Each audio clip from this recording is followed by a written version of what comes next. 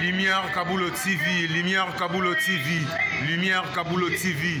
Réflexion avec R9, Fabrice R9, Fabrice. Mobali Mateo, Balingaka, moi c'est l'olanga ninyango, nengo salanga yeleki makasi. Kaboulo TV yo, Lumière Kaboulo, réflexion. Réflexion, double CD Fantomas, Mayo.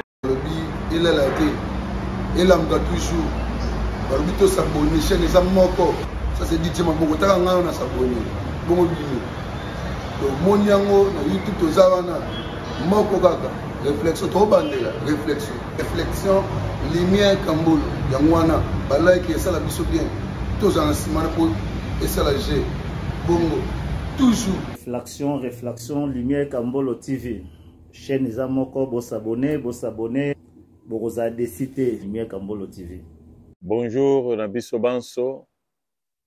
Les alingan de Konabino, Nabengami na Kombo ya Kambulu. Na salaka na émission na chaîne télé Oye Bengami Réflexion. Chaque samedi na 19h30. Lelo ina yeli bino mutuna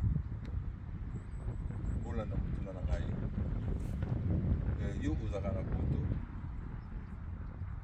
otika ndekono mosusu na poto pardon otika ndekona yo mosusu na Afrique ndekono azali marié aza na mwasi na bana sikoyo ndekono wana atumisaka ya trop à tel point que le destin non ezala bien na bengisa ndeko na nga wana aya na poto comme ça ye moko ya ayeba nini ya kosedevie na ye ndeko ye poto lokola azalaki marié azwi mwasi na ye na bana na ye azongisi bango epai ya baparent ya mwasi na ye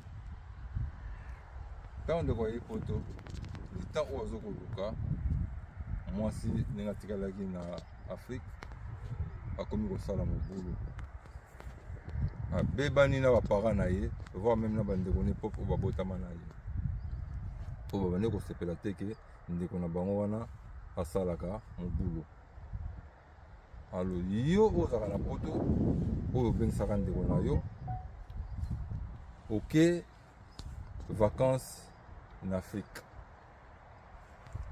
famille ya mwasi ya ndeko no bainvite yo bapesi yo rapport ndenge mwasi ya ndeko na yo abandi kose comporte sikoyo na ntango yo ozongi na poto eske okopesa rapport wana pa ya ndeko na yo oui ou non na bandi na suki wana merci.